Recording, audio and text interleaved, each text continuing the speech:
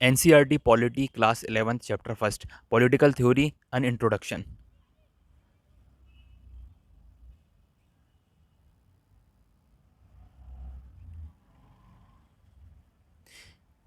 Human being जो है, मानव जो है, वो मतलब दो यूनिक वे में एस्पेक्ट्स है, मतलब जो उसके दो यूनिक से पहला तो है वो खुद की रीजनिंग, अपने बारे में सोचता है, समझता है अपने बारे में क्या करना है क्या नहीं करना है, फिर उसके बारे में वो एक्शन लेता है, मतलब मेरे जीवन के लिए क्या सही है क्या गलत है, वो इसका एनालिसिस करता है।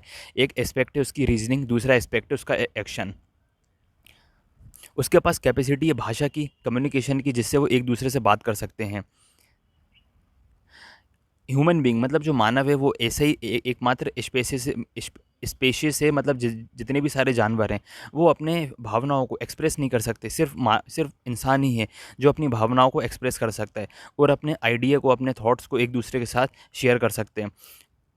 अगर ऐसे ही बात की जाए, पॉलिटिकल थ्योरी का भी यही दो कॉन्सेप्ट, दो एस्पेक्ट्स हैं, और इन एस्पेक्ट्स को कुछ क्वेश्चन में समझा गया है कि हमारी सोसाइटी कैसी ऑर्गेनाइज होनी चाहिए, हमें सरकार की ज़रूरत क्यों है, और सरकार का बेस्ट फॉर्म कौन सा है, क्या कानून जो है हमारी आज़ादी को छीनता है, सरकार के क्या क्या ड्यूटीज़ हैं हम सिटीज़न के लिए, और हम एक दूसरे के लिए क्या क्या कर सकते हैं। ये पॉलिटिक्स के कुछ क्वेश्चन है।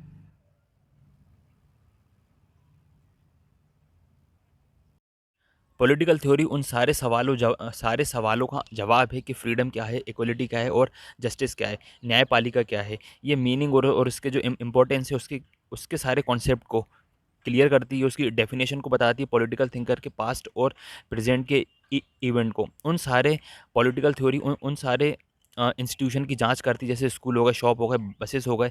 यहाँ सबकी भैया फ्रीडम है, इक्वलिटी है। अगर गवर्नमेंट या ब्यूरोक्रेसी में अगर किसी चेंज की ज़रूरत है तो वो क्या है, और पॉलिटिकल थ्योरी का ऑब्जेक्ट क्या है। ऑब्जेक्ट ये है कि भैया हर व्यक्ति को पॉलिटिकल मतलब पॉलिटिक्स के बारे में कुछ पता होना चाहिए, कि भैया हम पॉलिटिकल इवेंट्स के बारे में अभी के टाइम में क्या चल रहा है क्या नहीं चल रहा है।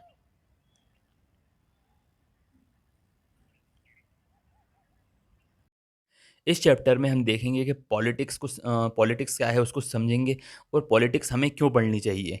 What is politics. हमने नोटिस करा होगा कि पूरे समाज में पॉलिटिक्स को लेकर लोग बाग कुछ ना कुछ बातें करते ही रहते हैं। जो बेसिकली पॉलिटिकल लीडर होते हैं और कोई भी व्यक्ति जो पॉलिटिक्स से जुड़ा है, basically it is a kind of public service, ये एक प्रकार की समाज सेवा है। लेकिन बहुत सारे लोग ऐसे हैं जो पॉलिटिक्स में आते हैं अपने फ़ायदे के लिए, और कई लोग जिनके बारे में सोचते हैं, ऐसा सोचते हैं कि जैसे कि वो एक्चुअल में हैं ही। हम लोग देखते हैं कि पॉलिटिकल पार्टी जो है मतलब फॉल्स प्रॉमिसेस करती हैं,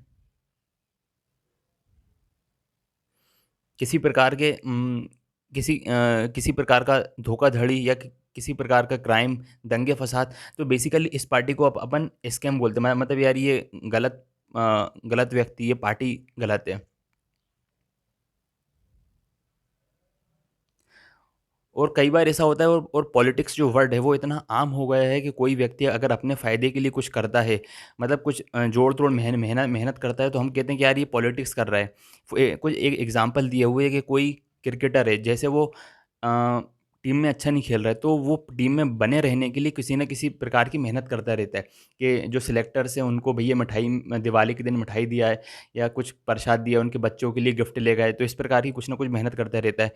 कोई व्यक्ति है, स्टूडेंट है, वो अपनी फादर की पोजीशन का मिसयूज़ करता है, मतलब किसी के पापा आईएएस हैं, आईपीएस हैं, विधायक हैं, सीएम हैं, तो इसका मिसयूज़ करता है। कोई कलीग है ऑफिस में, अपने बॉस का यस सर यस बॉस करता रहता है, तो बेसिकली हम इसको कहते हैं कि यार ये पॉलिटिक्स कर रहा है ये व्यक्ति। बेसिकली ये वर्ड भी आम हो चुका है। और यही जो वजह है, हम आसपास के लोगों से हम ये कहते हुए सुनते हैं कि भैया I am not interested in politics, कि भैया मुझे पॉलिटिक्स में कोई इंटरेस्ट नहीं है, मैं तो मैं तो इन सब चीज़ों से दूर ही रहता हूँ। मतलब यही वो रीज़न है जिससे आम लोग ये इन शब्दों का यूज़ करते हैं। सिर्फ ऑर्डिनरी पीपल इस पॉलिटिक्स से परेशान नहीं, जो बिजनेसमैन है, एंटरप्रेन्योर है, बड़े बड़े लोग हैं, वो भी पॉलिटिक्स को ब्लेम करते हैं। यहाँ तक कि जो सिनेमा स्टार हैं, जो मतलब फिल्म स्टार हैं, वो लोग भी पॉलिटिक्स को ब्लेम करते हैं।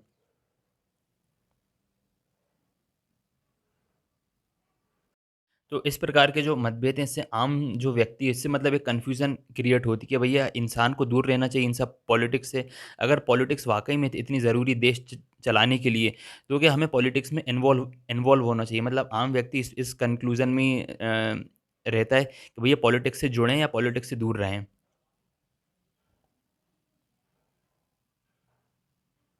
पॉलिटिक्स जो है समाज समाज सेवा का काम है, लेकिन हमारे लिए जो ये बहुत डिसअपॉइंट करने वाला पॉइंट है कि ये यहाँ पे लोग बाग पॉलिटिक्स अपने फ़ायदे के लिए आते हैं। हमें ये समझना चाहिए कि पॉलिटिक्स जो है सोसाइटी में बहुत ही इम्पोर्टेंट रोल प्ले करती है। एक बार महात्मा गांधी ने अपने विचार रखे थे पॉलिटिक्स के ऊपर कि पॉलिटिक्स जिस तरीके से सांप किसी चीज़ को जकड़ लेता है बिल्कुल घूम घूम के, उसी तरीके से समाज को आज के पॉलिटिक्स ने समाज को जकड़ रखा है। मतलब अब इसको अब क्या करना है, इसको भुगतना ही कैसे ना कैसे। किसी समाज का उत्थान मतलब अगर उद्धार करना है तो उस पॉलिटिक्स का सबसे इम्पोर्टेंट रोल होता है उसमें। अगर किसी समाज को ग्रोथ करना है, सक्सेस होना है, तो वहाँ के लोगों की आम लोगों की नीड्स को समझना चाहिए, उनको क्या चाहिए। उनकी फैमिली को, ट्राइब को, इंस्टीट्यूशन को, जो इकोनॉमिक इंस्टीट्यूशन होते हैं, उनका उत्थान करना चाहिए। और ऐसे इंस्टीट्यूशन हैं जो साथ में रहने के लिए काफ़ी हेल्प करते हैं, और इनकी गवर्नमेंट को हेल्प करनी चाहिए। और सरकार कैसे बनती है और सरकार के फंक्शंस क्या-क्या होते हैं। पॉलिटिक्स बस ऐसी ही नहीं है कि भई ये सरकार बनी है, सरकार इसकी सरकार है, उसकी सरकार है। सरकार जो भी काम करती है वो आम आदमी के जीवन से जुड़ी हुई होती है अलग-अलग तरीकों से। हम देखते हैं कि सरकार इकोनॉमिक पॉलिसी निर्धारित करती है, फॉरेन पॉलिसी और एजुकेशन पॉलिसी, और ये सारी पॉलिसीज़ जो हैं वो आम आदमी के जीवन से जुड़ी हुई होती हैं। लेकिन यदि कोई इनएफिशिएंट या क करप्ट गवर्नमेंट है तो वो सोसाइटी के लिए काफ़ी खतरा है। यदि कोई सरकार दंगे-फ़साद को सपोर्ट करती है तो देखेंगे कि इससे मार्केट को बहुत इम्पैक्ट पड़ता है, स्कूल को बहुत इम्पैक्ट पड़ता है। इससे जो इंसान की सोशल लाइफ़ है वो बहुत अ डिस्टर्ब होती है। हम मार्केट से कुछ खरीद नहीं सकते हैं अर्जेंट, जो और बीमार व्यक्ति हॉस्पिटल नहीं जा सकता है, और पूरा सिस्टम जो है अस्त-व्यस्त हो जाता है। स्कूल का जो सिलेबस कंप्लीट नहीं होता, जिससे हमें एक्स्ट्रा क्लासेस लेनी पड़ती हैं ट्यूशन में, जिससे जिससे उसकी फ़ीस काफ़ी बढ़ जाती है। वहीं दूसरी ओर सरकार यदि लिटरेसी रेट और एम्प्लॉयमेंट रेट को बढ़ाती है, तो इससे स्कूल्स के लिए भी काफ़ी अच्छा होगा और इंसान को डिसेंट जॉब भी मिलने में आसानी रहेगी।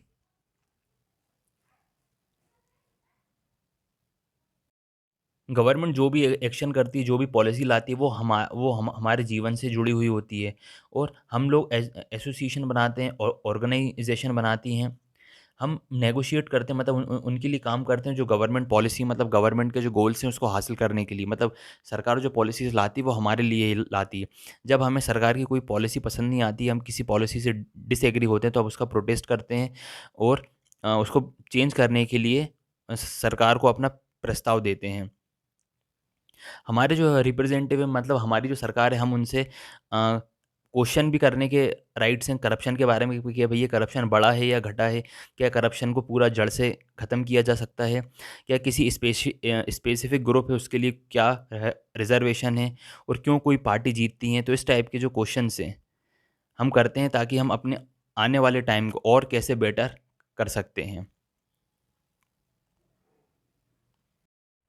पॉलिटिक्स की शुरुआत क्यों हुई है? पॉलिटिक्स की शुरुआत इसीलिए हुई कि भैया वो अपने समाज के लिए क्या सही है, क्या गलत है, वो इस पर समझ सके और अपने लिए उचित विचार कर सकें।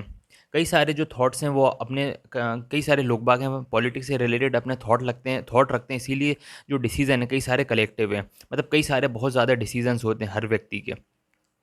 एक लेवल पे देखा जाए सरकार जो करती है वो किस तरीके से इंसान की जो पीपल हैं, लोग बाग हैं, उनकी जनता की एस्पिरेशन से रिलेटेड हैं, इच्छाओं से। और दूसरे लेवल पे बात की जाए और उनके स्ट्रगल से, जो गवर्नमेंट करती है, पॉलिटिक्स करती है, कैसे उनके स्ट्रगल से रिलेटेड है।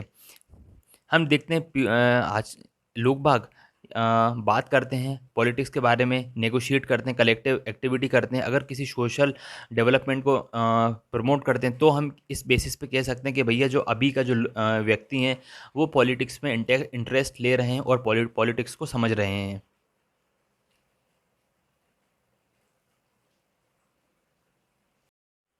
What do we study in political theory, मतलब पॉलिटिकल थ्योरी में आप क्या पढ़ेंगे? हम अपने आसपास देखते हैं, हमें दिखेगा मूवमेंट दिखेंगे, डेवलपमेंट दिखेंगे, चेंजेस दिखेंगे। मूवमेंट मतलब होता है आंदोलन वगैरह, जो गवर्नमेंट ने जो डेवलपमेंट करा है देश में और जो बदलाव हुए हैं वो। यदि हम और डीप से देखेंगे तो हम ये देखेंगे कि कई सारी वैल्यूज़ हैं, प्रिंसिपल हैं, उन उन वैल्यूज़ प्रिंसिपल ने लोगों को इंस्पायर किया है और कई सारी पॉलिसीज़ ने लोग बागों को, आम जनता को गाइड किया है। जैसे कि डेमोक्रेसी है, लोकतंत्र है, फ्रीडम है, आज़ादी, इक्वलिटी, ये इन पर बेस्ड हैं। और कई सारी ऐसी कंट्रियां हैं जो इन वैल्यूज़ को, जो जैसे डेमोक्रेसी, फ्रीडम, इक्वलिटी है, मतलब इनको कॉन्स्टिट्यूशन में बचा कर रखा है और इनकी रक्षा करते हैं, जैसे कि अमेरिका में और इंडियन कॉन्स्टिट्यूशन में ऐसा है। संविधान जो है एक एक रात में नहीं बन गया था, इसमें कई सारे लोगों के प्रिंसिपल थे। कौटल्य कौटल्य अरस्तु, रोशोल, कार्ल मैक्स, यहाँ से लेकर महात्मा गांधी, भीमराव अंबेडकर के थॉट इसमें शामिल थे। 5th सेंचुरी में प्लूटो और एरिस्टोटल ने अपने स्टूडेंट से डिस्कस करा कि भैया मोनार्की ज़्यादा बेटर है कि डेमोक्रेसी। मोनार्की मतलब होता है राजशाही, राजा वाला सिस्टम ज़्यादा बेटर है कि लोकतंत्र वाला सिस्टम।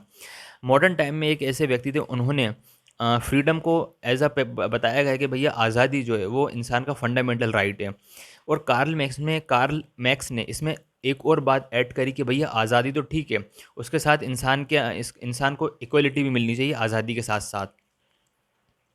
महात्मा गांधी ने अपनी बुक हिंद स्वराज में डिस्कस करा था कि भैया जेन्युइन फ्रीडम, मतलब जेन्युइन फ्रीडम होती क्या है, स्वराज किसे कहते हैं, आज़ादी क्या होती है। भीमराव अंबेडकर ने भी इस बात पर जोर दिया था कि भई शेड्यूल कास्ट को माइनॉरिटी मानना चाहिए और उन्हें स्पेशल प्रोटेक्शन मिलना चाहिए।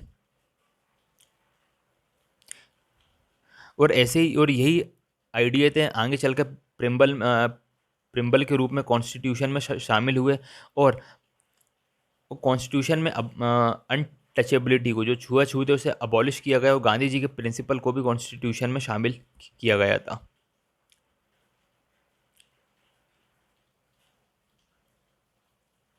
पॉलिटिकल थ्योरी उन आइडियाज़ और उन प्रिंसिपल से डील करती है जो कॉन्स्टिट्यूशन, गवर्नमेंट, सोशल लाइफ से रिलेटेड हैं, जिनसे आम आदमी का जीवन सिस्टमेटिक मैनर में चलता है। ये पॉलिटिकल थ्योरी इसके मीनिंग को क्लैरिफाई करती कि भैया फ्रीडम क्या है, इक्वलिटी क्या है, जस्टिस क्या है, डेमोक्रेसी क्या है, सेक्युलरिज्म क्या है। और ये सारे लॉस के बारे में बताती है। यहाँ पे रूसो और कार्ल मैक्स और गांधी जी ने, ये एक प्रॉपर पॉलिटिशियन तो नहीं बन पाए, लेकिन इनकी जो थ्योरी है ये कई सारे पॉलिटिशियन के लिए लाभदायक है। गांधी जी पॉलिटिशियन नहीं थे, गांधी जी एक लीडर थे। लेकिन इनकी इनकी जो थॉट्स हैं, इन्होंने जो बुक लिखी है पॉलिटिक्स के बारे में, राजनीति के बारे में, वो पॉलिटिक्स में काफ़ी लाभदायक होती हैं। और इनके जो कंटेम्प्रेरी, इनके जो समकालीन हैं, उन्होंने भी, मतलब उनकी भी काफ़ी हेल्प हुई है पॉलिटिक्स में। पॉलिटिकल थ्योरी इसकी जांच पड़ताल तो करती, साथ में ये भी हमें बताती कि भाई आगे फ्यूचर में किस टाइप की पॉलिटिक्स हो सकती है और क्या-क्या पॉलिटिक्स में बदलाव करने की ज़रूरत है, मतलब और फ्यूचर का भी रास्ता बताती है।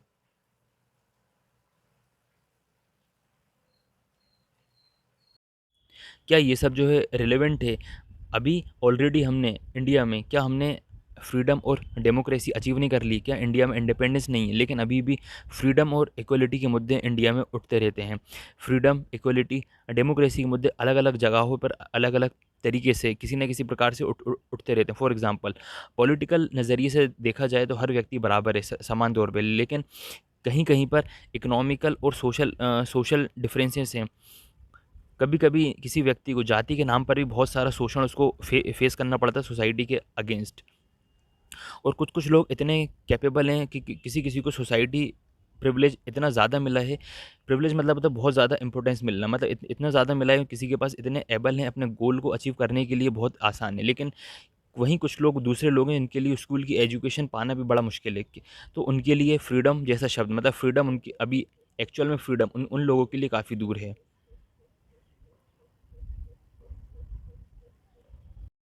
और सेकंड बात ये है कि कॉन्स्टिट्यूशन तो हमें भैया आज़ादी देता है, मतलब गारंटी देता है कि भैया हर व्यक्ति आज़ाद है। लेकिन समय पर कोई कुछ ना कुछ प्रॉब्लम आती जाती रहती हैं। ये एक खेल की तरह है, जैसे कि चेस होता है, क्रिकेट होता है। तो उसी तरीके से जैसे उनमें रूल्स होते हैं, रूल्स रेगुलेशन होते हैं, और इसी प्रोसेस में हम ये जो फंडामेंटल राइट्स है इसको एक नए और एक ब्रॉड मीनिंग में देखते हैं।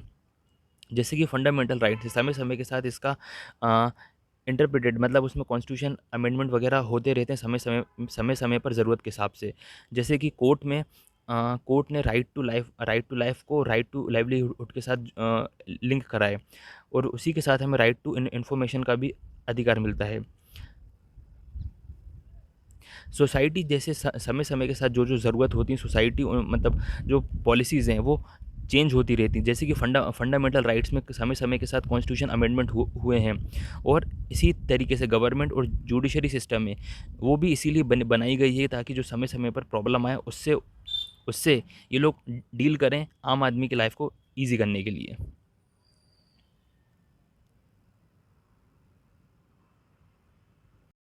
तीसरा जो पॉइंट है आज हर व्यक्ति आज़ाद है किसी न किसी तरीके से लेकिन उसके साथ समस्या भी जैसे कि आज ग्लोबल कम्युनिकेशन टेक्नोलॉजी है नेटवर्क के माध्यम से यहाँ तक कि ट्राइबल कल्चर है फॉरेस्ट है वहाँ पर भी मतलब नेटवर्क पहुँच चुका है कम्युनिकेशन बातचीत हो सकती है।